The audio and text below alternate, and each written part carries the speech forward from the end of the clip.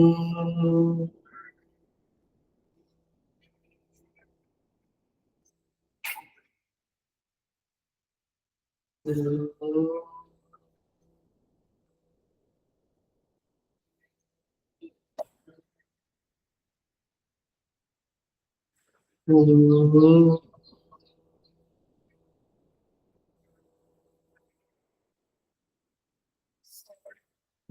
सहनावतु सहनौ भुनक्तु सह वीर्यं करवावहै तेजस्विनावधीतमस्तु मा विद्विषावहै। ॐ शान्ति शान्ति शान्ति। समस्त जन कल्याणे निरतं करुणामय नमामि चिन्मयं देवं सद्गुरुं ब्रह्मविद्वरम्। Hari Om. Welcome you all with great love and great respect in this Bhagavad Gita discourses. We will start chanting 5 shlokas or 6 shlokas and then discuss Surabhu. Om Shri Paramatmane Namaha Atha Navamodhyayah Shri Bhagavan Vacha Idam Tute Guhyatamam Pravakshyamya Suyave Jnanam Vijnana Sahitam Yajñātvā Mokṣase Shubhāt Rajavidya Rajaguhyam Pavitsamidamuttamam तत्यत्सावगमं धर्म्यं सुखं कर्तुमव्ययम् अश्रद्धधाना पुरुषाः धर्मस्यास्य परन्तप अप्राप्य मां निवर्तन्ते मृत्युसंसारवर्त्मनि मया ततमिदं सर्वं जगदव्यक्तमूर्तिना मत्स्थानि सर्वभूतानि न चाहं तेष्वस्थितः न च मत्स्थानि भूतानि पश्य मे योगमेश्वरं भूतभृन्न च भूतस्थः ममात्मा भूतभावनः यथाकाशस्थितो नित्यं वायुः सर्वत्र गोमः तथा सर्वाणि भूतानि मत्स्थानीत्युपधारय। श्लोका नंबर 6.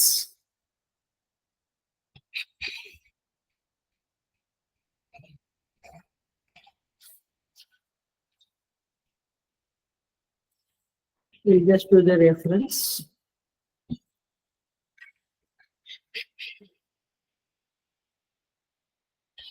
चतुर्थ श्लोक में 4th नंबर के श्लोक में भगवान कहते हैं मया ततम इदम सर्वम जगत अव्यक्त मूर्तिना, मुझे अव्यक्त से सारा जगत व्याप्त है। ततम माने व्याप्त, व्याप्त माने परवेडेड। ये सारा जगत में मैं परवेडिंग हूँ। I am pervading in the whole world. क्या अर्थ हुआ किया था हमने? मंडे को क्लास लिया था, सोमवार को क्या अर्थ किया था? मया ततम इदम सर्वम। इसका अर्थ यह था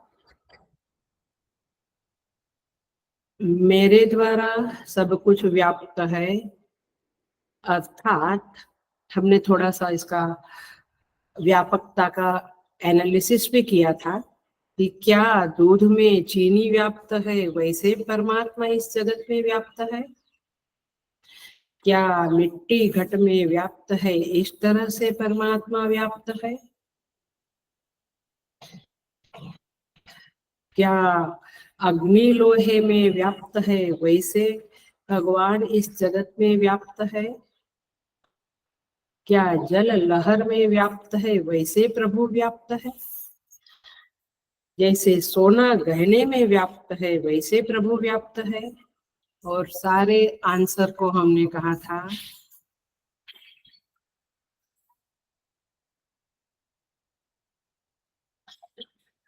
नहीं, नो, ऐसे व्याप्त नहीं है। तो कैसे व्याप्त है प्रभु?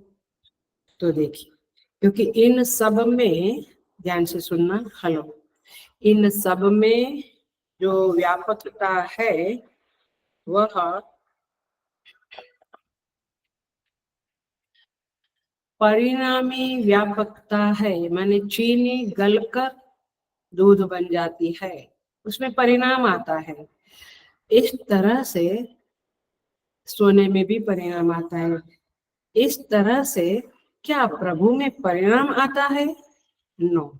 हमने फाइंड आउट किया था कि परिणाम आएगा तो प्रभु बचेगा ही नहीं, लेकिन भगवान में परिणाम नहीं आता है, ईश्वर में परिणाम नहीं आता है, और ये जगत रूपी कार्य में वे व्याप्त है। हाउ, कैसे? हमने कंक्लूजन किया था, जैसे सर्प में, ध्यान से सुनना, जैसे सर्प में रज्जु व्याप्त है, वैसे परमात्मा इस जगत में व्याप्त है। जैसे सर्प में रज्जु व्याप्त है, रज्जु माने रोप, सर्प माने सरपंट, रोप एंड सरपंट का वेदांत में बहुत क्लासिक एग्जाम्पल हमेशा आता है।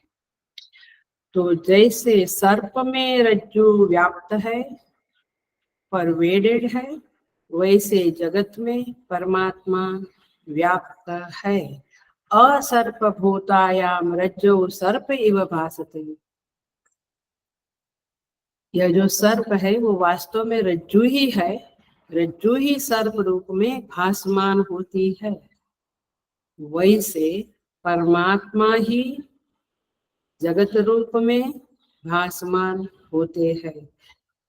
सुंदर भाष्य में भगवान ने कहा, सुंदर वाक्य है, निष्प्रपंचे ब्रह्मणि इदम प्रपंचम अवभासते। ये निष्प्रपंच ब्रह्म में ये प्रपंच भासमान होता है। तो इस तरह से यहाँ पे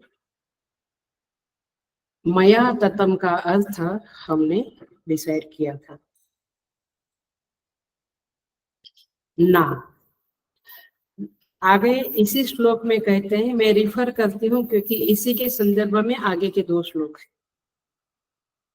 सेकंड लाइन में कहा था, मत्स्थानी सर्वभूतानि। क्या मीनिंग किया था हमने उसका? मुझ में ही सारे भूत है, स्थित है।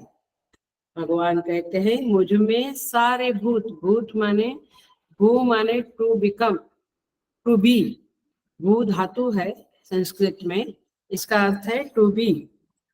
और भूत माने बिकेम, ये सब कुछ बन गया माने उत्पन्न हो गया। तो जो कुछ भी उत्पन्न हुआ है उन सबको भूत कहते हैं। पशु पक्षी मनुष्य प्राणी सब कुछ भूत है। इवन पहाड़ नदी समुद्र पेड़ पौधे सब कुछ भूत ही है, क्योंकि बन गया ना। सो भगवान भाष्यकार सुंदर कहते हैं, अतो मत्स्थानी, मत्स्थानी का अर्थ बताते हैं, मया आत्मना आत्मवत्वेन स्थितानि। मया आत्मना आत्मवत्वेन स्थितानि अतो मयि स्थितानि इति उच्यन्ते। क्योंकि मेरी सत्ता से ही वे सत्तावान है, माने मेरे कारण उनको अस्तित्व मिला है। एक पेड़ है, हमको लगता है बीज के कारण है, मिट्टी सूर्य पानी वो तो है, लेकिन मूलतः अस्तित्व परमात्मा जो है अस्थि के रूप में विद्यमान है। वह परमात्मा की सत्ता ही सारे भूतों में है, इसीलिए सारे भूत है, माने सारे भूत का अस्तित्व है, बिकॉज वो सत्ता परमात्मा की सत्ता उनमें है। सो मत्स्थानी सर्वभूतानि, सब मुझ में है। इसका अर्थ यह है कि मेरे कारण मेरे द्वारा वे आत्मवान है, मेरे बिना वे नहीं है। ये भी अर्थ आप कर सकते हैं। तो सब में जो सात्मकता है, स आत्मकता माने है पना जो है, है इन्वर्टेड कोमा में करो, है पना जो है वो किसके कारण है? भगवान के कारण। इसे कहेंगे मत्स्थानी सर्वभूतानि। मंडे को क्लास में सब बातें बताई है, बट मैं रिवाइज करती हूँ। ये याद था सब कुछ? सारे याद, थोड़ा थोड़ा याद था। और तुरंत भगवान कहते हैं न च अहम तेषु अवस्थितः, मैं उनमें अवस्थित नहीं हूँ। इसका अर्थ क्या हुआ? मैं उनमें नहीं हूँ माने मैं आश्रित भाव से उसमें नहीं हूँ। जैसे हम कहेंगे ग्लास में पानी है, ऐसे परमात्मा में सारा जगत है। ये बात हमने कर दी। लेकिन न च अहम तेषु अवस्थितः, मैं उन पे आश्रित नहीं हूँ, अर्थात मैं उनमें हूँ, मया ततम, मैं सब में हूँ। लेकिन ऐसे नहीं जैसे पानी ग्लास में है, माने आश्रित भाव से नहीं। पानी आश्रित है ना ग्लास के ऊपर, तो पानी जैसे ग्लास में आश्रित भाव से है, ऐसे मैं सब में व्याप्त नहीं हूँ। अर्थात मैं आधेय भाव से अथवा आश्रित भाव से नहीं हूँ। इतना ही अर्थ अभी आप लीजिए। हमने इसका अर्थ ये भी कहा था, मूर्तवत संश्लेष अभावेन। भाष्यकार बहुत मदद करते हैं भाष्य से। मूर्तवत संश्लेष अभावेन, जैसे मूर्त वस्तु का, मूर्त माने जो इसका नेम एंड फॉर्म है, इनका दूसरे के साथ मिलने से एक दूसरे का संश्लेष होता है, माने एक दूसरे के गुण धर्म एक दूसरे में थोड़े बहुत चले जाते हैं। ऐसा मेरा संश्लेष नहीं होता है, मेरा उसमें जुड़ना नहीं होता है। मैं असंसर्गी भाव से विद्यमान हूँ, माने संसर्ग नहीं होता है मुझे किसी चीज का। और उसमें आकाश का एग्जाम्पल देता है, जैसे आकाश सब में है लेकिन असंसर्ग भाव से है, किसी से वो जुड़ता नहीं है। मैंने एग्जाम्पल दिया था पृथ्वी में है, बट पृथ्वी में जो गंदगी है वो आकाश को नहीं लगती है। इस तरह से न च अहम तेषु उपस्थितः अवस्थितः। हमने उपनिषद का एग्जाम्पल लिया था, मैत्रेयी का और ऋषि याज्ञवल्क्य का। पूछा जाता है पृथ्वी कहाँ है, आप कहाँ हो? पृथ्वी पे। पृथ्वी जल में, अग्नि में, वायु में, आकाश में। आकाश कहाँ है? मन में। मन कहाँ है? शरीर में। बोल फिर क्या आ गए? नहीं, मन कहाँ है? मन माने वृत्तियों का प्रवाह। आज का क्लास मोस्टली वेदांति की है।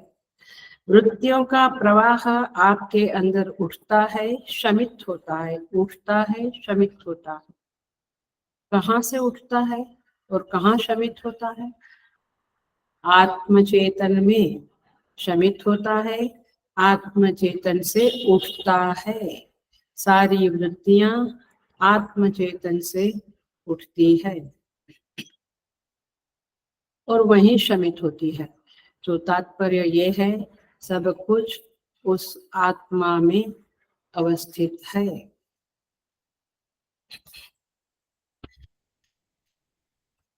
फिर से आ जाओ, सर्प कहाँ से उठता है? अज्ञान दशा में, रज्जू से। रज्जू माने रोग। ये रोग पड़ा है, मुझे लगता है ये सर्प पड़ा है, मैं डरता हूँ। तो रज्जू कहाँ से उठा? सर्प कहाँ से उठा? रज्जू से। शमित कहाँ हुआ? जब ज्ञान हुआ, अरे ये तो रज्जू ही थी, तो शमित भी वहां हुआ। वृत्तियों का भी वैसा समझ लो। इस तरह से हमने मंडे के क्लास में ये सब बातें करी थी। विश्वं दर्पण दृश्यमान नगरी तुल्यं निजान्तर्गतं पश्यन्नात्मनि मायया बहिर्भूतं यथा निद्रया। इसका आधार लेके भी हमने समझा। 5वें श्लोक में पहली लाइन की थी, सेकंड लाइन बाकी है। न च मत्स्थानी भूतानि, भगवान तुरंत पलट गए। चौथे में कहा मत्स्थानी सर्वभूतानि, अब 5वें में कहा न च मत्स्थानी भूता, मुझ में कुछ है ही नहीं। अरे प्रभु तुम समझो, तुम लोग मूढ़ बुद्धि मत रहो। बुद्धिमान बनो, भगवान कहते हैं। नचमत स्थानी भूतानी, एग्जाम्पल दिया था हमने मंडे के दिन। स्वप्न में से उठे हुए जागे हुए पुरुष को आप पूछो, भैया स्वप्न में जो पदार्थ आप पर अध्यस्त थे वे अब कहाँ गए? मुझ में से ही उठे थे ना, मुझ में ही गए, स्वप्न में गए ऐसा मत बोलो। स्वप्न एक अवस्था है, उस अवस्था में मुझसे ही सारा भूत उठा था, सारा पदार्थ उठे थे, सारे पदार्थ उठे थे और जागृत हुआ तो मुझ में ही सब समा गए, मैंने आत्म चैतन्य में ही समा गए। सो मतलब कुछ था ही नहीं, जो उठा था वह अध्यास था, वो सुपर इम्पोजिशन था। अध्यास माने सुपर इम्पोजिशन, अधिष्ठान माने सबस्ट्रेटम। तो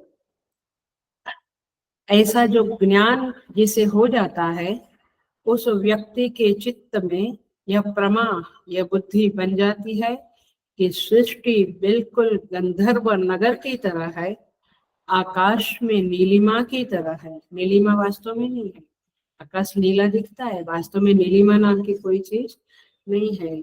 रज्जु में सर्प की तरह है ये सारी सृष्टि।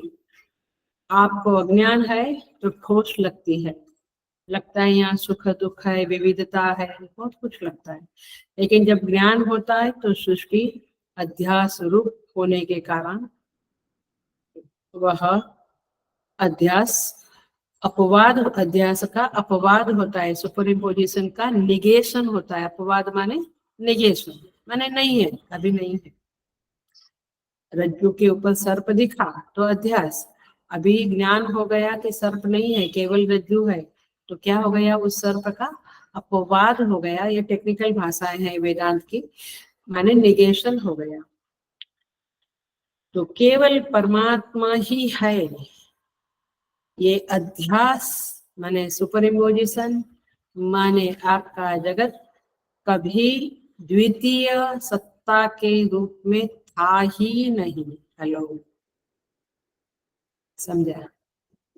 ये जगत द्वितीय माने सेकंड सत्ता के रूप में कभी था ही नहीं, वो तो केवल सुपर इम्पोजिशन था। इसलिए रज्जु और सर्प जैसे दो नहीं होते, दो होते हैं, ऐसे परमात्मा और जगत दो नहीं है। आया, परमात्मा ही है, जगत केवल सर्प की तरह भासमान है। सो चूंकि द्वितीय सत्ता नहीं हो सकती, इसलिए आत्म चैतन्य ही है, यहाँ द्वैत का प्रवेश भी नहीं हो सकता है। इसलिए यदि आप कहेंगे कि मुझे मत्स्थानी सर्वभूतानि समझ में आ गया, मुझ में सारे भूत है ये समझ में आ गया, क्योंकि वहां हमने समझा था कि मेरे कारण सारे भूत है, मेरी सत्ता से सारे भूत सत्तावान है, ये तो समझ गया। लेकिन ये नचमत स्थानी नहीं समझा, तो आपको दोनों नहीं समझा। क्योंकि नचमत स्थानी जब समझेगा, तब समझेगा जब आप मत स्थानी ठीक से समझ गए, माने वो अध्यास भी सत्तावान हुआ। सत्तावान इन द सेंस के दिखने लगा सर्प अथवा दाष्टान्त में जगत, कब, जब इस परमात्मा की सत्ता से वह भासमान हुआ, सत्तावान हुआ बट भासमान की तरह ही हुआ। सो ये दोनों साथ साथ में जाते हैं, मत्स्थानी मत्स्थानी सेम सिद्धांत के ऊपर जाते हैं। जरा सा देखिए इसको और एग्जाम्पल देखें, हम स्लोली जाएंगे लेकिन ये पक्का हो जाए तो बहुत अच्छा रहेगा। जैसे व्यावहारिक सत्ता में, मैं क्या बोल रही हूँ पकड़ लेना मेरी बात को। जैसे व्यावहारिक सत्ता तरंग और जल की है, व्यावहारिक सत्ता है ना, व्यवहार में है ना, जल तरंग सब व्यवहार में, सोना गहना व्यवहारिक सत्ता। तो व्यवहारिक सत्ता में आप तरंग की सत्ता को मानते हो, माने तरंग को सत्य बुद्धि से स्वीकार करते हो, तो फिर क्या होगा, मया ततमिदम, जल बोलेगा मैं सारे तरंगों में व्याप्त हूँ, क्योंकि आपने तरंग को सच माना, बट तरंग सच नहीं है क्योंकि त्रिकाल में उसकी सत्ता नहीं है, इसलिए उसको व्यावहारिक सत्ता कहते हैं। तो जल में तरंग है, माने मत्स्थानी सर्वभूतानि, जल कहेगा मत्स्थानी सर्व तरंगानि, बरोबर। और मया ततम इदम सर्वम जगत, मेरे द्वारा ये जगत व्याप्त है, तो जल बोलेगा मेरे द्वारा तरंग व्याप्त है, मैं सारे तरंगों में व्याप्त हूँ। समझ में आता है? ये व्यवहारिक सत्ता के संदर्भ में बोला गया है। मैंने परमात्मा ने ये शब्द जो बोले हैं, श्लोक जो बोले हैं, ये व्यावहारिक सत्ता के संदर्भ में है। अज्ञान दशा में व्यवहारिक सत्ता वाले अज्ञान दशा में है। मुझे जैसे स्वप्न में सारे भूत दिखते हैं। 5वें श्लोक में मैंने इस नचमत्स्थानी भूतानी में भगवान ने जो कहा है वो पारमार्थिक सत्ता के संदर्भ में कहा है। आप संदर्भ समझिए। पारमार्थिक सत्ता में क्या है? केवल परमात्मा और कुछ है ही नहीं। तो 5वें श्लोक में तरंग की सत्ता मानी ही नहीं जाती है, क्योंकि वो तो अभी उठा अभी खत्म हो गया, तो मैंने वो सत्य नहीं है, तो वह तो पारमार्थिक सत्ता नहीं है। तो पारमार्थिक सत्ता यदि तरंग की मानी न जाए, यदि मैंने मानी ही न जाए, तो पारमार्थिक सत्ता के संदर्भ में तरंग की सत्ता कुछ नहीं है। इसीलिए न तरंग में जल है न जल में तरंग है, ये बोलना व्यर्थ है, क्योंकि तरंग नाम की कोई चीज है ही नहीं, वो खाली भासमान है, वास्तव में नहीं है। इसी तरह से बर्तन में मिट्टी, मिट्टी में बर्तन, आप जो भी एग्जाम्पल लेना है ले लो, क्योंकि सदा काल रहने वाला ये मिट्टी का बर्तन भी सदा काल नहीं रहेगा, तरंग भी सदा काल नहीं, गहने भी सदा काल नहीं, माने उसमें विकृति आएगी। So the point is this की इसीलिए नचम स्थानी भूतानी ये कहना बिल्कुल बनता है। और इसीलिए मांडुक्य उपनिषद में कहते हैं न निरोधो न च उत्पत्ति ही, न बद्धो न साधकः न मुमुक्षु न वैर्मुक्तः इत्येषा परमार्थता। क्लासिक श्लोक है मांडुक्य उपनिषद का, मैंने कारिका में है। न निरोध नाम की कोई चीज है, ये मन को निरोध करते हैं, मन नाम की चीज ही नहीं है, क्योंकि वृत्तियां उठती है शमित होती है, तो उसकी कोई वास्तविक सत्ता नहीं है। न च उत्पत्ति ही, कुछ उत्पन्न हुआ ही नहीं है, ये भासमान है। रज्जु में से सर्प उत्पन्न हुआ क्या? ये दिखता है। न बद्धो न साधक, तो कौन बद्ध और कौन साधक? न मुमुक्षु न मैं मुक्त। तो इस तरह से ये परमार्थ दशा में ऐसा ही बोला जाएगा। इसलिए न च मत्स्थानि भूतानि पश्य में योगमेश्वर। भगवान कहते हैं मेरा योगम ऐश्वरम देखो, माने योगम ऐश्वरम का अर्थ होता है ईश्वर की यथार्थता, माने वास्तव में परमात्मा क्या है ये समझो। तो पश्य देखो, क्या देखो प्रभु, हम क्या देखें? भगवान कहते हैं मेरी यथार्थता देखो, मेरी वास्तविकता देखो। वास्तविकता क्या है प्रभु? यही है कि वास्तव में कुछ हुआ ही नहीं, मेरे अलावा कुछ है ही नहीं। देखिए वेदांत बोलती हूँ, आशय क्या है इन बातों का? योगमेश्वरम का आशय क्या है? आशय यह कि विवर्त रूप वस्तु, विवर्त माने विपरीत वर्तते, है रज्जु बट विपरीत वर्तते, सर्पवत वर्तते। विवर्त रूप वस्तु अपने अधिष्ठान के आश्रय में प्रतीत होती हुई भी अधिष्ठान को स्पर्श नहीं करती। अधिष्ठान जैसा का तैसा रहता है और विपरीत वस्तु की प्रतीति कराता है, और इसीलिए विवर्त वस्तु के रूप में परिणमित नहीं होता है। परमात्मा परिणमित होकर जगत नहीं बना है। जैसे रज्जु में प्रतीयमान सर्प के विष से रज्जु विषैली नहीं हो जाती, वो सर्प जो आपको दिखा उससे रज्जु को विष नहीं चढ़ गया, तथा मृग तृष्णा के जल से पृथ्वी गीली नहीं हो जाती, इसी तरह मैं अपनी सत्ता स्फूर्ति में कायम रहता हूँ।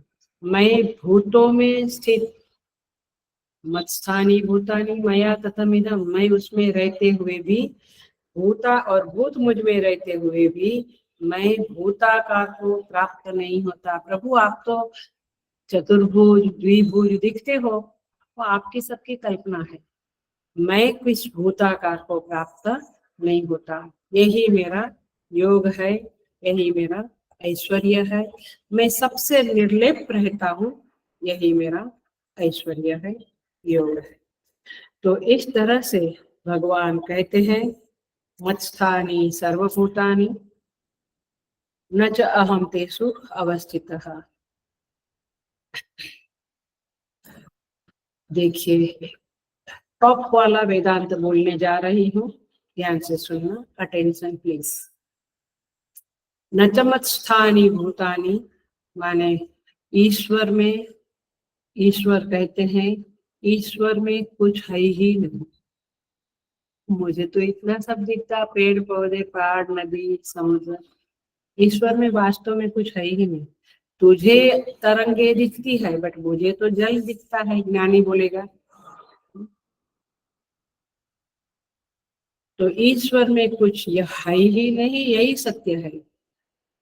नाउ बुद्धि को एकदम जागृत करके सुनना, सुनने वाले लोग, बाकी तो सब ठीक है। यदि परमात्मा में कुछ है ही नहीं तो मया ततमिदम, मैं सब में व्याप्त हूँ। तो परमात्मा के सिवा कुछ है नहीं तो सब में मैं व्याप्त हूँ, क्या मतलब हुआ? आया सृष्टि अध्यास कोटि में है तो व्याप्य व्यापक भाव भी कैसे हुआ? इसका अर्थ है कि सब कुछ मिथ्या है, झूठ है।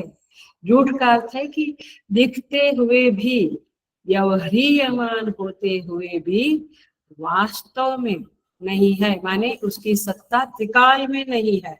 क्षण भर के लिए वो दिखा, ठोस लगा, बट इनफैक्ट आदमी आज है, एक क्षण बाद चला जाता है, तो क्या बोलेंगे आप, उसकी सत्ता कैसी है? वो वास्तविक सत्ता नहीं है।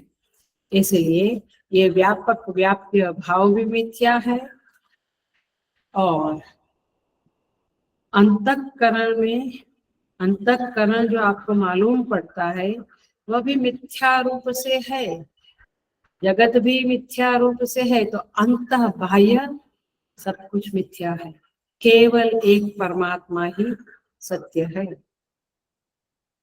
इसलिए अधिष्ठान पर उस परमात्मा पर दृष्टि नहीं है, इसलिए जगत में सत्य बुद्धि चलती है, चल जाती है। समझ में आया? ये मन, ये शरीर, शरीर मिथ्या लगता है क्या? बिल्कुल सत्य लगता है। उसके पीछे तो कितना समय बिताते हैं लोग। तो वेदांत के अनुसार तो शरीर मन जगत के कोई पदार्थ कुछ भी सत्य नहीं है, वास्तविक नहीं है, माने तीनों काल में रहने वाली चीज नहीं है। ये बात जब समझेगी तो ये मन भी आपको मिथ्या महसूस होगा। आप सोचेंगे मन में अच्छे भाव तो आप सुखी, बुरे भाव तो दुखी। अरे यार मन ही मिथ्या है, क्या सुखी क्या दुखी। मन में कुछ क्रिएटिव आया तो डांस करने लगते हैं, कुछ सूझ नहीं रहा है तो निराश होते हैं, कुछ मतलब ही नहीं है। आप परमात्मा के स्मरण में मगन रहो। मेरा मगन हुई, फिर उसको जगत नहीं दिखने लगा, उसको कृष्ण के अलावा कुछ नहीं दिखने लगा। सो तात्पर्य ये है, मन की सत्ता तब कटेगी। मन हम कितना भी मन को कंट्रोल करने को जब करे तब करे, समाधि लगावे, कुछ भी करे, लेकिन उसकी सत्ता को ही खत्म करना है तो दृष्टि अधिष्ठान पे टिकेगी, तब मन की सत्ता खत्म हो जाएगी। भासमान सर्प की सत्ता तब कटेगी जब दृष्टि रज्जु पर पड़ेगी, रज्जु पर टिक जाएगी। रज्जु है करके मालूम पड़ गया तो सर्प की सत्ता खत्म हो गई। ऐसे परमात्मा है एकमेव अद्वितीयम, तब मन की सत्ता खत्म हो जाएगी। सो मन की स्थिति सर्पवत है। इतना वाक्य याद रख लिया और कुछ दिनों तक इसके ऊपर मनन किया तो देखो क्या फर्क पड़ता है अपनी अंतस्थिति में। सो अब हम आते हैं द्वितीय लाइन के ऊपर। सेकंड लाइन है भूत भृन्न च भूतस्थ ममात्मा भूत भावना। पांचवा श्लोक। भूत भृत माने भूतों का भरण पोषण करने वाला मैं हूँ। न च भूतस्थ लेकिन भूतों में मैं नहीं हूँ। ममात्मा भूत भावना मेरी आत्मा ही भूतों का पालन पोषण भरण पोषण धारण करती है। तो प्रभु आप तो बिल्कुल कंफ्यूज कर देते हैं। बुद्धि शुद्ध नहीं है इसलिए कंफ्यूजन है। बुद्धि शुद्ध हो गई, सूक्ष्म हो गई, तीक्ष्ण हो गई तो फिर कुछ भी कंफ्यूजन नहीं होता है। सो भगवान कहते हैं भूत भृत। भूत भृत माने भूतों का भरण पोषण करने वाला मैं हूँ। अब देखो ये कौन सी सत्ता में होगा? व्यावहारिक सत्ता में होगा, लेकिन परमात्मा में भी किस तरह से होता है हम देखते हैं। परमात्मा कहते हैं मैं अधिष्ठान हूँ जगत अध्यास है, राइट। मैं जगत का आश्रय हूँ, जगत मुझ में है। अब देखो सारे जगत में सत्ता मुझसे गई है, ये बातें हमने करी। इसका अर्थ ये है जगत में जो सत्ता आई है, जो स्फूर्ति आई है, स्फूर्ति माने ज्ञान, और प्रियता आई है, तीनों आगंतुक है। तो अधिष्ठान पर जब दृष्टि नहीं है और जगत के प्रति दृष्टि है तब भगवान का नाम पड़ता है भूतभृत। तब आप भगवान को भूतभृत कह सकते हो बिकॉज यू आर इन अ व्यावहारिक दशा। तो भगवान अवश्य आपका पालन पोषण करने वाला है। फिर बात पलट जाती है कि वो रज्जू सर्प वाली नहीं रहेगी। तो भूतों का भरण पोषण करने वाला है। रज्जु सर्प वाली भी रहेगी, किस सेंस में कि सर्प का भरण पोषण कौन करता है? तो रज्जु करती है, क्योंकि सर्प जो पड़ा है तो वो है करके मालूम पड़ता है। तो जब तक रज्जु है तो रज्जु के कारण वो भरण पोषण हो रहा है, ऐसा हम कहेंगे, उसका अस्तित्व है ऐसा कहेंगे। सो यहाँ पे जगत पे दृष्टि टिकी है तो जगत का भरण पोषण करने वाला प्रभु है, ये अवश्य मानो। आप परमात्मा में है तो फिर बात खत्म हो जाती। परंतु भगवान का कहना ये है न च भूतस्थ, लेकिन मैं उनमें आश्रित नहीं हूँ। मैं उनका भरण पोषण करता हूँ बट वे मुझ में आश्रित है, मैं उनमें आश्रित नहीं हूँ। सत्ता भूतस्थ, भूत में होते हुए भी भूत के आश्रित नहीं है। पानी ग्लास में होते हुए पानी ग्लास में आश्रित है। सत्ता, सत्ता माने चेतन आत्मा, भूतों में होते हुए भी भूतों के आश्रित नहीं है। इसका अर्थ ये है कि सत्ता आधेय रूप में नहीं है। जैसे ये लैपटॉप टेबल के ऊपर पड़ा है तो टेबल क्या बना? आधार। लैपटॉप क्या बना? आधेय। ऐसे सत्ता हमारे अंदर है तो सत्ता आधेय नहीं है, ये भगवान कहना चाहते हैं। इसलिए न च भूतस्थ, मैं भूतों में नहीं हूँ। कंफ्यूज नहीं होना। थोड़ा कंफ्यूज लगता है बट कंफ्यूज नहीं हूँ। इसमें संदर्भ बदल जाता है तो बातें बदल जाती है।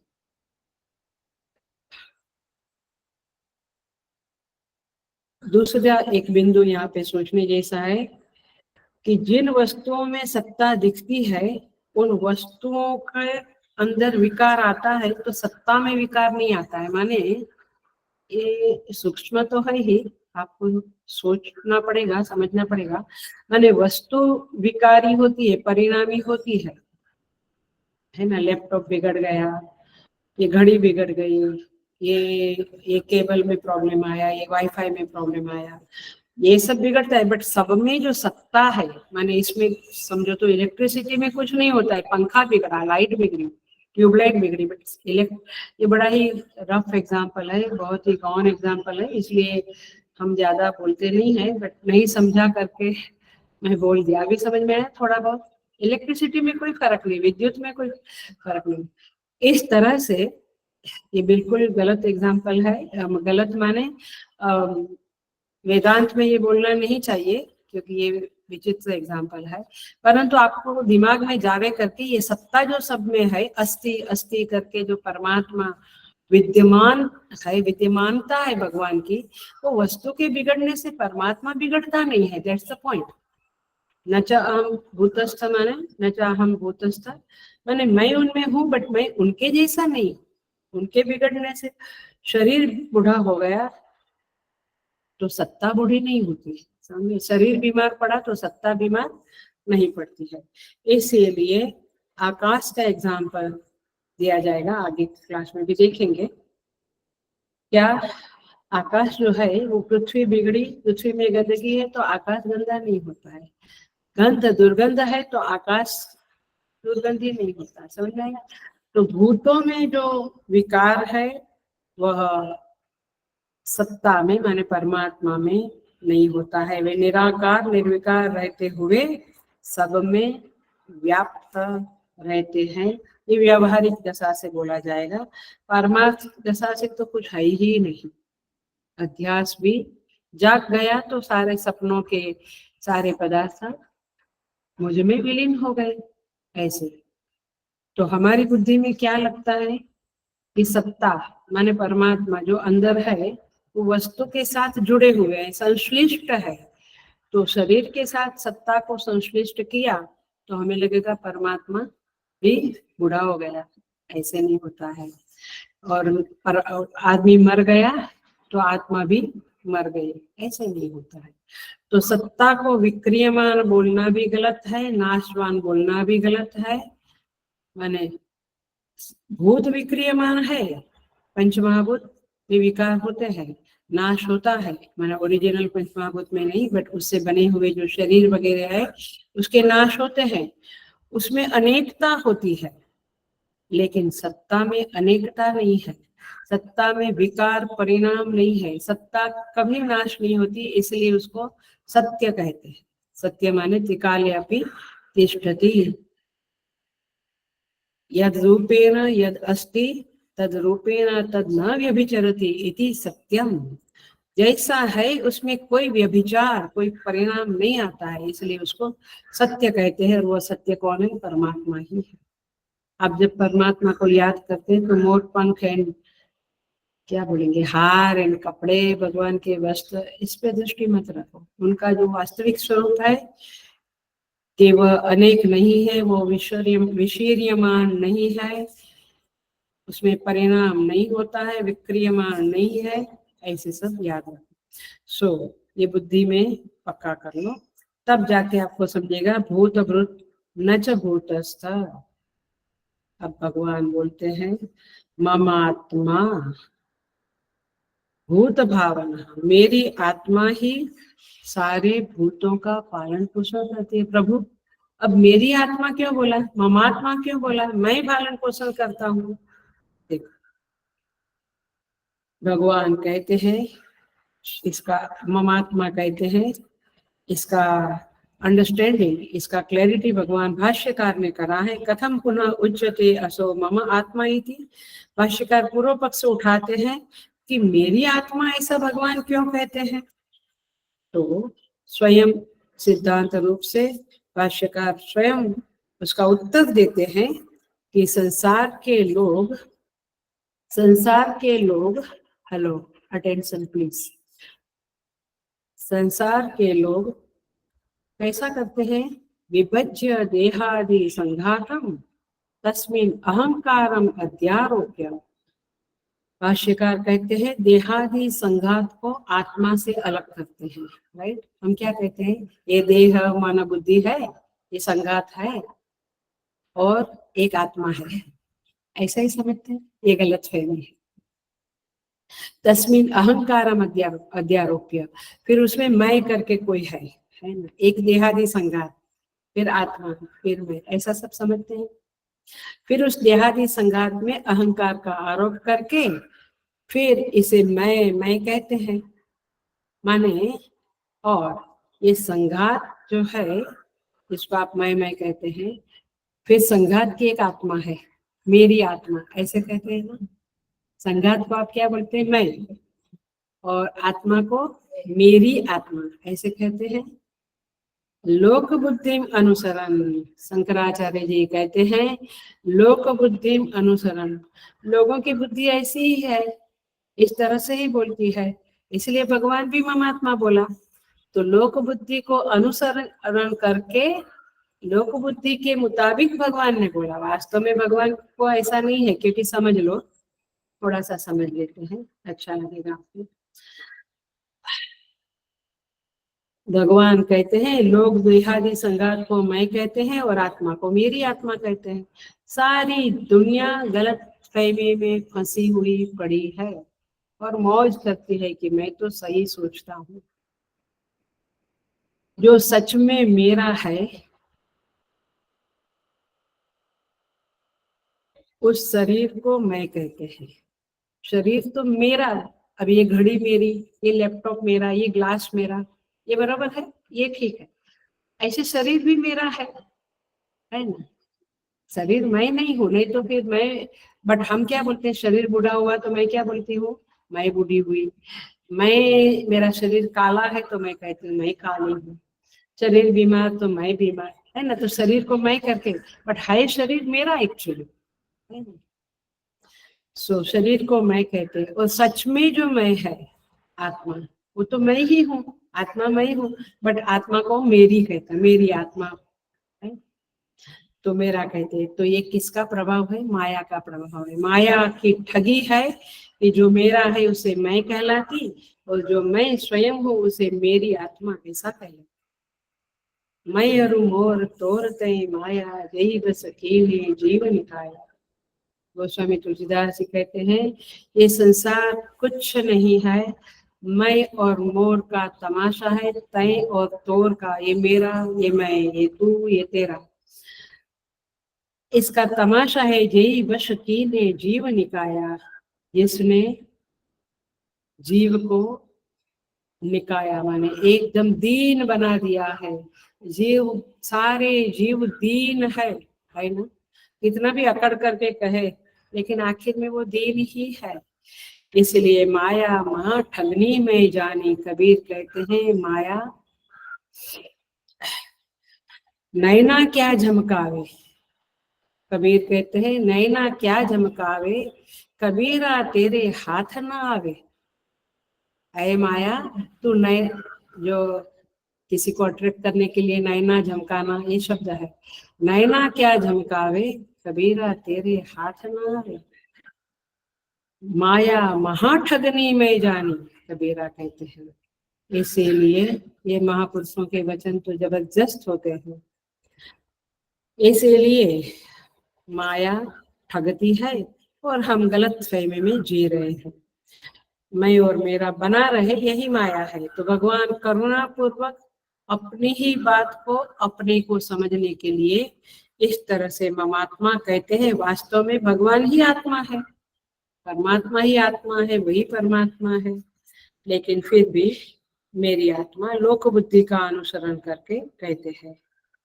भूत भावन, लास्ट शब्द है भूत भावन। भगवान कहते हैं सारे भूतों का उत्पत्ति स्थान चैतन्य आत्मा ही है, क्योंकि सारे भूतों में सत्ता, स्फूर्ति और प्रियता माने सच्चित आनंद भरा हुआ है। और ये प्रदान करके परमात्मा सारे भूतों का संवर्धन करते हैं, पालन पोषण करते हैं। मतलब कि हमारे अंदर अस्तित्व है, हमारे अंदर चित तत्व है। चिति तत्व माने ज्ञान, अवेयरनेस, स्फूर्ति, और प्रियता माने आनंद है। तब जाकर तो हमारा भरण पालन पोषण होता है। गेहूं दाल चावल से होता है शरीर का, बट वास्तव में तो ये तीनों चीजें ना होवे तो आदमी आदमी नहीं रह सकता है। उसका संवर्धन हो, भरण पोषण संवर्धन नहीं होता है। इसीलिए ये सब अध्यास में अनुगत होकर भासमान है। क्या? सच्चित आनंद। ये हम सब में है। एवरीथिंग इज हैविंग सच्चित आनंद, सब में है। डुक्कर में भी है, हाँ माने पिग, पिग में भी, सब में है गंदगी। जो कुछ भी है, कोई ना कोई चीज किसी न किसी को प्रिय लगती ही है। गटर का पानी पिग को अच्छा लगता है। तो मतलब सत चित आनंद, ये सभी पदार्थों में अनुगत है। एंड इन दैट सेंस परमात्मा कहते हैं। या फिर आप व्यवहारिक सत्ता में ले हो तो फिर हम कहेंगे कि ये फूड वगैरह धन धान्य कौन देता है? पृथ्वी। ये पेड़ वगैरह पृथ्वी पे है, तो पृथ्वी किसको बिलोंग करती है? परमात्मा को। इन दैट सेंस परमात्मा बुद्ध भावन है। और वेदांत की तरह सत्ता, स्फूर्ति और प्रियता, सच्चित आनंद देने के कारण वे भूत भावन कहलाए जाते हैं। प्रतीयमान सर्प में किसकी सत्ता है? रज्जु की सत्ता है। रज्जु ही उसे पालन पोषण करता है। मैंने रज्जु जब दिख गया तो फिर वो खत्म हो गया सब। तो प्रतीयमान सर्प का भरण पोषण संवर्धन करने वाला रज्जु ही है। बट तो यहाँ पे परमार्थ की बात है, व्यवहार की बात नहीं है। व्यवहार में तो भगवान को हम भूत भावन कहते हैं। हम कहते हैं भगवान आप हमारा पालन पोषण करते हैं, आपकी वजह से हम हैं। भगवान भी कहते हैं मैं सबका योगक्षेम वहन करता हूँ। बट जब हम आर्त दुखी होते हैं तो भगवान ही हमारे संरक्षक है, रक्षा करने वाले। जब हम अपने को कर्ता कहते हैं तो परमात्मा ही कर्म फलदाता के रूप में प्रकट हो जाते हैं। तो व्यावहारिक सत्ता में ये सब ठीक है, संदर्भ बदल गया, परमार्थ सत्ता हुई। तो फिर रज्जु सर्प के एग्जाम्पल को पकड़ के, तो यहाँ पे जब कहते हैं मत भूत, माने मैं ही भूत भृत न च भूतस्थ ममात्मा भूत भावना। तो समझना यही है, सृष्टि और चेतना दो चीज नहीं। चेतना ही चेतना है, सृष्टि चेतना पे अध्यस्त है। और समूची सृष्टि को सत्ता, स्फूर्ति और प्रियता देने वाला चेतन है। उस अध्यास को सच्चित आनंद से भरने वाला परमात्मा है। इसीलिए व्यवहार में हम उसे भरता कहते हैं। सो ये 4 नंबर और 5 नंबर के श्लोकों में भगवान ने एक महान तथ्य की घोषणा कर दी है। अब उस तथ्य को हृदयंगम कराने के लिए, क्लैरिटी देने के लिए दृष्टांत देते हैं, क्योंकि भारतीय तर्क पद्धति में दृष्टांत बहुत जरूरी होता है। तो आइए 6 नंबर का श्लोक हम देखेंगे।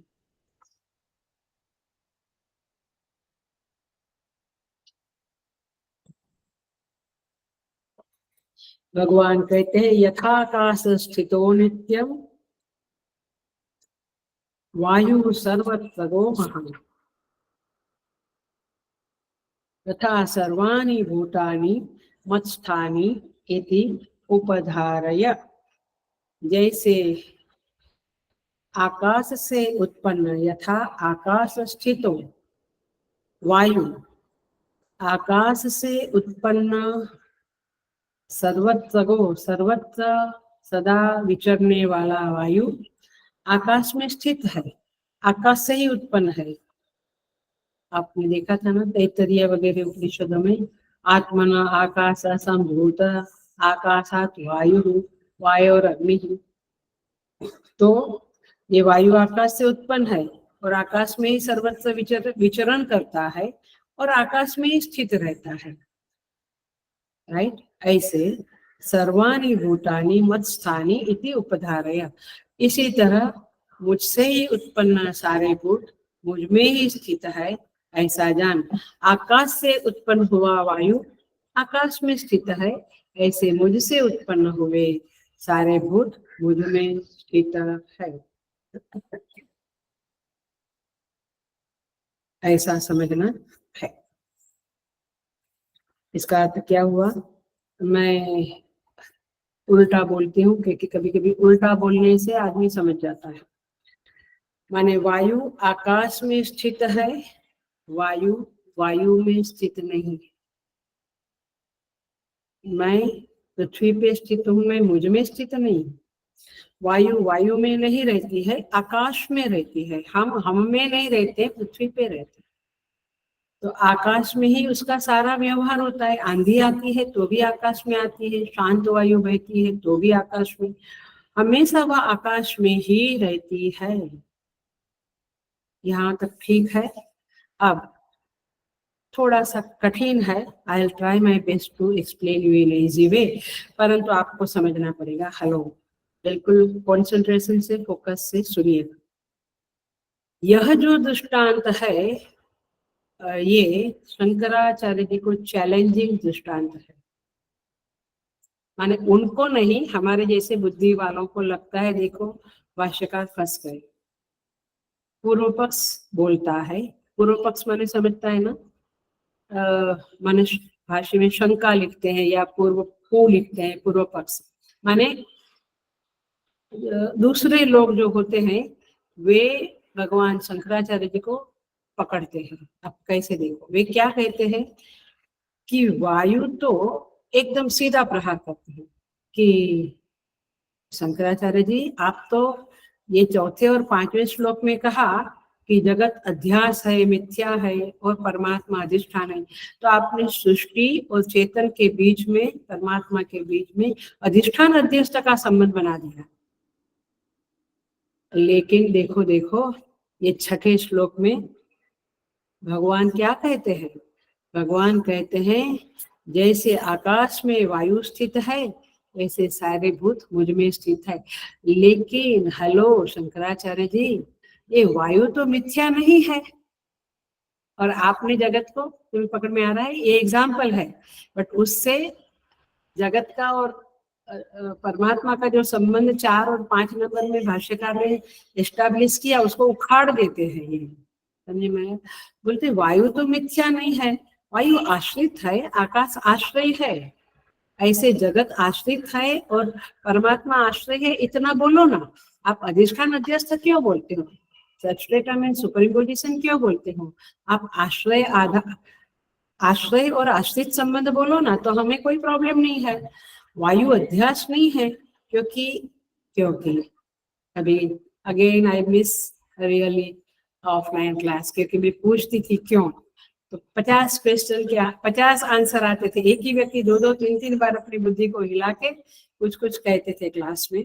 अब ऑफलाइन नहीं है तो मैं खुद ही बोलती हूँ, क्यों आकाश, क्यों वायु अध्यास नहीं है, क्योंकि आकाश अधिष्ठान नहीं है, वायु का अधिष्ठान नहीं है, दोनों ही हेलो व्यावहारिक सत्ता में है, जबकि अधिष्ठान पारमार्थिक सत्ता में और अध्यास हमेशा प्रातिभाषिक सत्ता में रहता है। 3 सत्ता है आपको पता है, पारमार्थिक सत्ता, व्यावहारिक सत्ता और प्रातिभाषिक सत्ता। तो वहां जो भगवान भाष्यकार ने एस्टैब्लिश किया वो अधिष्ठान और प्रातिभाषिक सत्ता, लेकिन यहाँ पे माने अध्यास प्रातिभाषिक सत्ता, लेकिन यहाँ तो आकाश की सत्ता माने अधिष्ठान रूप नहीं है, आकाश की अपनी सत्ता है, वायु की अपनी सत्ता है, सब व्यवहारिक सत्ता के एक एक एक एक अंग है, एक एक एक एक एंटिटी है। तो वायु की सत्ता, वायु की स्फूर्ति, वायु के गुणधर्म सब उसके है, और इसीलिए हेलो आकाश वायु भृत नहीं है। परमात्मा कहते हैं मैं भूत भृत हूँ, भूत भृत भूतस्थ, और वायु भावन नहीं है। परमात्मा कहते हैं मैं भूत भावन हूँ, लेकिन आकाश वायु का भावन, आकाश वायु का संवर्धन पालन पोषण नहीं करता है।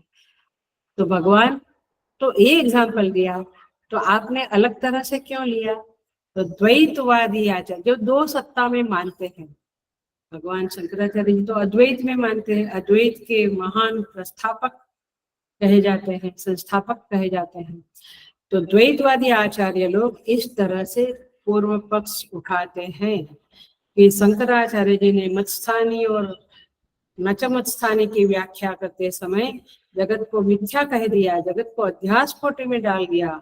लेकिन देखो भगवान क्या दृष्टांत दिया है, भगवान तो जगत को मिथ्या कोटि में नहीं डाला है। यदि उन्हें मिथ्या लगता जगत, भगवान जगत को मिथ्या कोटि में डालना चाहते तो ये आकाश और वायु का एग्जाम्पल नहीं देते थे, आकाश और नीलिमा का एग्जाम्पल देते थे। लेकिन भगवान ने दिया है तो आपको अपनी बात वापस लेनी पड़ेगी, क्योंकि परमात्मा स्वयं कह रहे हैं जगत वायु स्थानी है और परमात्मा आकाश स्थानी है, ऐसा भगवान ने एग्जाम्पल देकर कह दिया। तो आकाश आश्रय जरूर है, वायु आश्रित है, बट उनका संबंध अधिष्ठान अध्यस्त नहीं है। पानी घट पर आश्रित है, तो ऐसे थोड़े कह सकते हैं कि घट सत्य है और पानी मिथ्या है। दोनों ही सत्य है व्यावहारिक सत्ता में। तो आप क्या कहोगे? अब बोलो क्या कहोगे? अध्यास अधिष्ठान का यहाँ संकेत नहीं है। भगवान भाष्यकार मंद मंद मुस्कान के साथ कहते हैं कि देखो, दृष्टांत जो होता है उसमें मैं दृष्टांत और दाष्टांत में हमेशा साम्यांश ढूंढना चाहिए। समझा ये वाक्य? नहीं।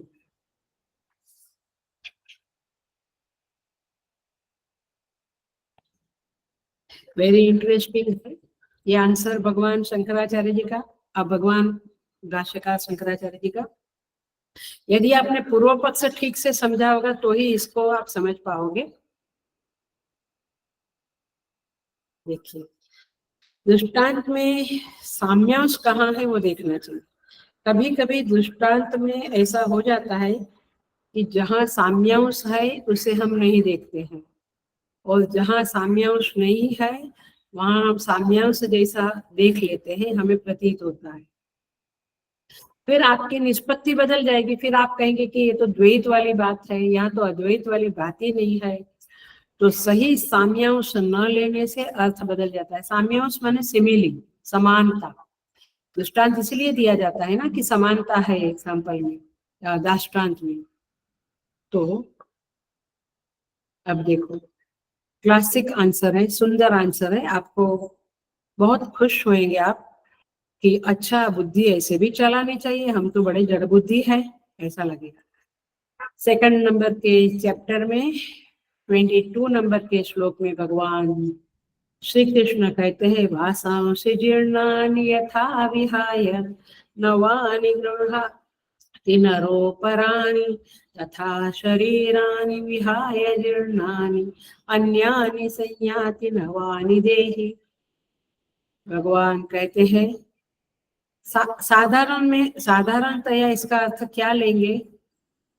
वासांसि जीर्णानि यथा विहाय, जैसे जूने वस्त्र होता है, यथा एक दिन पहना है तो फिर दूसरे दिन हम उसको हटा देते हैं। नवानि गृह्णाति नरो अपराणि, अपराणि माने दूसरा नया वस्त्र पहन लेते हैं। इसको एक्सटेंड करो तो ये शरीर रूपी वस्त्र जो है उसको आदमी 100 साल, 50 साल, 60 साल के बाद हटा देता है, और नया वस्त्र, चाहे वो चूहे का हो, बिल्ली का हो, चाहे मनुष्य का हो, ग्रहण कर लेता है। तथा शरीराणि विहाय जीर्णानि अन्यानि संयाति नवानि देहि। जैसे जैसे हम वस्त्र बदलते हैं, ऐसे लॉन्ग सेंस में, वाइडर सेंस में शरीर बदलते हैं, ऐसा भगवान यहाँ पे अर्जुन को कहते हैं। अब साम्यांश जनरली लोग कैसा देखेंगे कि वस्त्र बदलता है, वैसे ही देही माने जीव शरीर बदलता है, और उसके अनेक शरीर होते हैं। जैसे हमारे पास अनेक वस्त्र है, वैसे अनेक शरीर है, ऐसा अर्थ लिया सीधा सीधा। तो इसमें आत्मा के स्वरूप के निरूपण होने के बावजूद उसके बजाय संसारी जीव का निरूपण हो गया, क्योंकि आगे पीछे के श्लोक जो है सेकंड चैप्टर में 22 नंबर के आगे पीछे के आगे के श्लोक आत्मा के स्वरूप की बात करते हैं। तो आप इधर क्या लिया? जीव लिया ना, क्योंकि जीव ही शरीर बदलता रहता है, आत्मा का तो कुछ लेना देना नहीं है। तो जो संसरण कर रहा है उस जीव का निरूपण हुआ, ऐसा आप कहेंगे। जीव ने शरीर बदला जैसे वस्त्र बदलता है, तो आप कहेंगे ये तो जीव के संसरण की बात है। तो लेकिन भगवान ने तो आगे पीछे अच्छे द्यो यमदायो यम वगैरह इसका काफी बातें करी है। तो आत्मा अविनाशी है, ये एम्फेसिस है भगवान का सेकंड चैप्टर में 11 नंबर से लेके 30 नंबर के श्लोकों तक। तो 22 नंबर में ये श्लोक आया है। तो भगवान आत्मा अविकारी है, अविनाशी है, निराकार, अच्छेद्यो यम दाह्यो यम, न जलता है, न गिल्ला होता है, न बिगड़ता है। तो आत्मा की बात करते हैं। तो आपको क्या लेना चाहिए, कैसे लेना चाहिए। अब देखो कुछ क्लिक हो रहा है, श्लोक में क्या कहना चाहते हैं। हम लोग तो ऐसे ही ले लिया, देह बदलते हैं, जैसे कपड़े बदलते हैं वैसे देह बदलते। अब भगवान भाष्यकार कहते हैं दृष्टांत का कौन सा साम्यांश लेना चाहिए। ये दृष्टांत जो दिया है, दृष्टांत क्या है, वस्त्र का, और दाष्टांत क्या है, देही, देह को देही, ये वस्त्र शरीर बदलता है। लेकिन भाष्यकार कहते हैं आत्मा पुरुषवद अविक्रिय एव इत्यर्थः। अंडरलाइन करने, डबल अंडरलाइन करने जैसा भाष्य का टुकड़ा है। भाष्यकार कहते हैं आत्मा पुरुषवत अविक्रिय इत्यर्थः एव इत्यर्थ। ये आत्मा जो है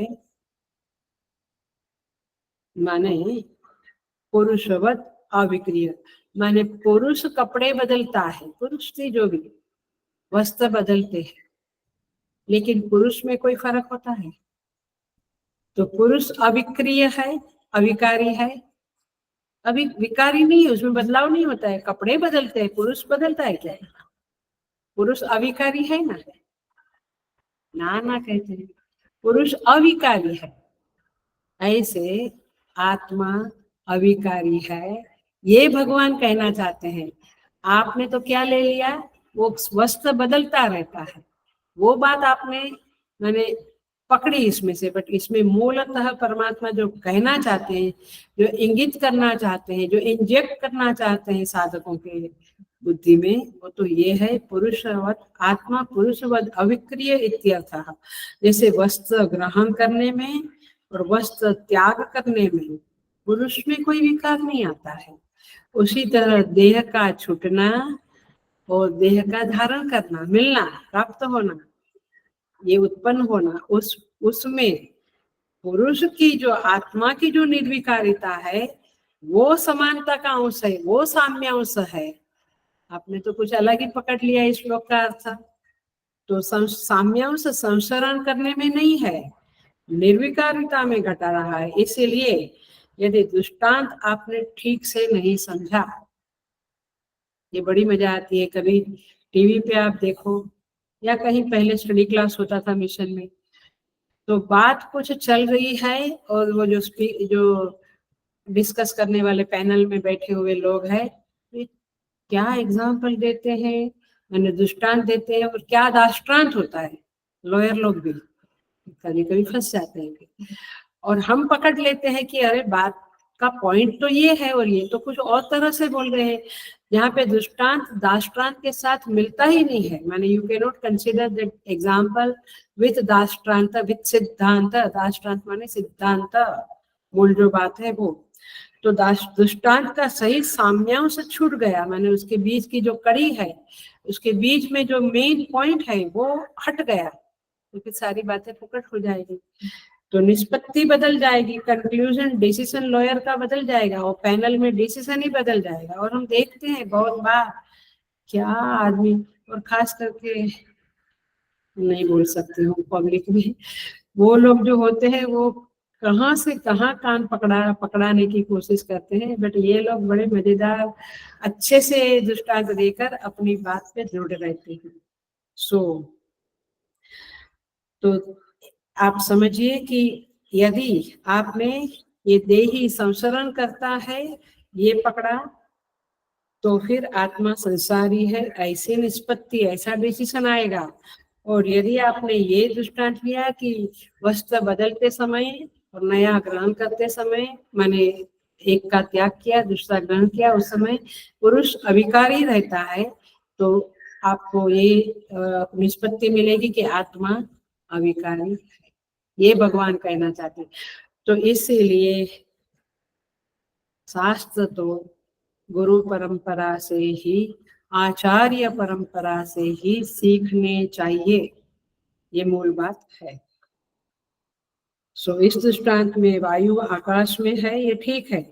वायु जगत स्थानी है, आकाश परमात्मा स्थानी है, यह भी ठीक है। अब मैं इस श्लोक पे आ गई।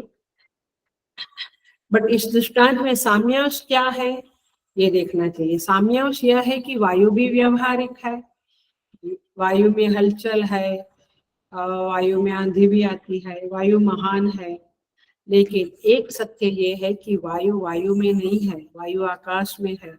अर्थात आश्रय होने के बावजूद जो आकाश है वो वायु से संश्लिष्ट नहीं होता है।